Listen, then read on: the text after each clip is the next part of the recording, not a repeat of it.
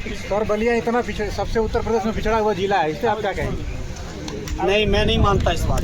Sir एक report आई है, हालांकि बलिया के लोग अब भारतीय जनता पार्टी वालों से आपको सवाल करने चाहिए।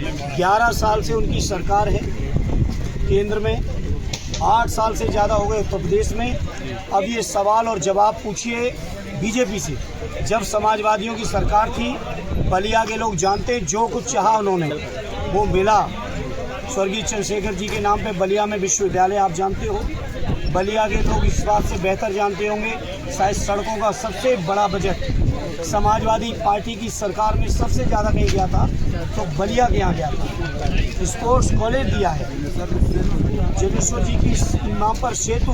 आपके उधर मुझे याद है कि मैं एक बाई इलेक्शन में आया था तो बैरिया के क्षेत्र में बाढ़ आती थी, पुल की ज़रूरत थी घाघरा में। वो पुल बताओ किसने दिया? जी, समाजवादी पार्टी ने। तब आप कैसे कह सकते हो? गंगा नदी पे दिया, घाघरा पे दिया, सब कुछ दिया है। और इसलिए समाजवादी जो कर सकते थे बलिया के लिए किया। और बाकी बलिया के साथियों से मैं कहूँगा, बीजेपी के लोगों से बात करिए। बीजेपी के सुना कुछ मंत्री भी हैं यहाँ, बड़े बड़े नेता भी हैं, लोकसभा में भी लोग रहे हैं, राज्यसभा में भी लोग बैठे हैं, ज़रा उनसे पूछिए। अभी बीजेपी के नेता एक जूते से पिटाई करते हुए एक अधिकारी को वीडियो वायरल हो रहा है, इस पर क्या कहेंगे? क्या ये बीजेपी की पीडीए परिवार के लोगों के प्रति सामंतवादी सोच है। ये सोच है, आखिर उस नेता के घर योगी जी का बुलडोजर क्यों नहीं गया? क्योंकि वो उनके संभवतः स्वजाति है और वो जो पिटने वाला अधिकारी है वो पीडीए परिवार से दलित है।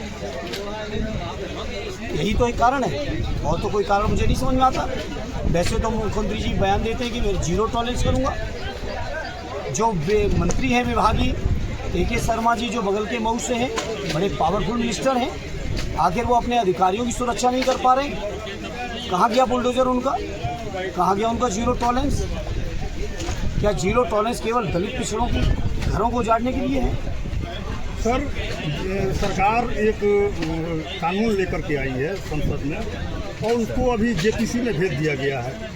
हालांकि जो है अन्य जो विपक्षी पार्टियां हैं वो अभी तक बाइकाट कर दी है जेपीसी का। सपा ने भी बाइकाट किया है, सपा ने भी बाइकाट किया है, तृणमूल कांग्रेस ने भी बाइकाट किया है। लेकिन कांग्रेस को क्या करना चाहिए? कांग्रेस ये हर पार्टी का अपना व्यक्तिगत फैसला है, कोई ये सामूहिक गठबंधन का फैसला नहीं है कि किसको बाइकआउट करना है। हमारे राष्ट्रीय अध्यक्ष जी ने स्पष्ट फैसला लिया है, ये कोई संविधान संशोधन नहीं बल्कि ये असंविधान संशोधन है।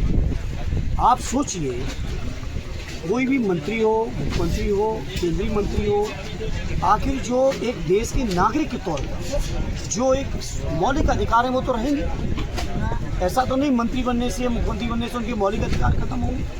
देश के संविधान में इन बातों का प्रावधान है कि कोई व्यक्ति तो आदरणीय राष्ट्रीय अध्यक्ष जी को गृह मंत्री जी से कहा इसकी जांच कराइए। अब गृह मंत्री जी से बड़ा तो सुरक्षा के मामले में देश में कोई नहीं। तो सबसे बड़ा खतरा आखिर है किससे? अभी तो पूजा पाल जी बताएंगे कि हम बताएंगे? तो पूजा पाल तो कह रहे समाजवादी पार्टी से खतरा है और समाजवादी पार्टी कह रही है कि बीजेपी से खतरा है। नहीं, उसकी जांच करे केंद्र सरकार और जांच करने के बाद बताए, रिपोर्ट दे और उनको सुरक्षा दे। किस तरह की सुरक्षा? क्या बात कर रहे हैं आप कह रहे हो कि सुरक्षा की बात की, मैं कह रहा हूँ सुरक्षा दी केंद्र सरकार, उनको प्रदेश सरकार सुरक्षा दे। पूजा पाल को बर्खास्त करने सही फैसला है। आप लग रहा बीजेपी से मिलके आए। देखिए, उनका राज्यसभा में रुख आपको पता है। फूलपुर के चुनाव में उन्होंने बीजेपी उम्मीदवार के लिए खुलेआम वोट मांगे, वो आपको पता है। और अगर नहीं पता है तो मैं समझता हूँ आपको जानकारी बढ़ानी चाहिए मेरे पत्रकार साहब। वो लगातार पार्टी विरोधी गतिविधियों में शामिल थी। विधानसभा के अंदर भी आपने देखा है और पहले भी थी। मैं नहीं समझता कोई इतना बड़ा मुद्दा है देश के अंदर SIR जैसा बड़ा गंभीर मुद्दा चल रहा है। वोट चोरी नहीं, वोट डकैती पड़ रही है। 65 लाख बिहार में वोट कट गए। अब मैं पूछना चाहता हूँ पत्रकार मित्रों आपके माध्यम से, चुनाव आयोग से भी और भारतीय जनता पार्टी से, अगर बिहार में 65 लाख वोट गलत थे तो उन 65 लाख वोटरों द्वारा चुने हुए सांसद कैसे सही होंगे? अगर वोटर लिस्ट दुरुस्त कर रहे हैं तो कम से कम हमारी संसद को भी दुरुस्त करिए, उन सांसदों से इस्तीफा कराइए और नए सांसदों का चुनाव होना चाहिए। चूँकि वोटर लिस्ट वो गलत थी तो वो सांसदों का निर्वाचन भी स्वाभाविक तौर पर गलत था। सर बीजेपी का कहना है कि 2003 में भी ये प्रक्रिया हुई थी और उसके पहले भी हुई थी। तो ये जो है रूटीन प्रक्रिया अगर थी बिहार में, आप जानते हैं, हम जानते हैं, बलिया के लोग बॉर्डर पर बैठे हैं। घाघरा की बाढ़ को बारे में बिहार में कुछ छुपा नहीं। नेपाल से जब बाढ़ आती है वो बिहार के लोगों को भी छुपा नहीं, पूरी उत्तर प्रदेश। इस बाढ़ के मौसम में, मानसून के मौसम में, जहाँ चुनाव 2 महीने के अंदर होना हो, वहाँ इस तरह का एक बड़ा अभियान चला। क्या आप समझते हैं कि सब कुछ सही है क्या, या नियत साफ है क्या? नहीं, ये बिहार में सर, बिहार में चुनाव गठबंधन के लोग ले लेंगे। आप भी जानते हो, हम भी जानते हैं बिहार की लीडिंग पार्टी कौन है और उस लीडिंग पार्टी के लीडर कौन है। स्वाभाविक वहाँ आरजेडी लीडिंग पार्टी और लीडिंग पार्टी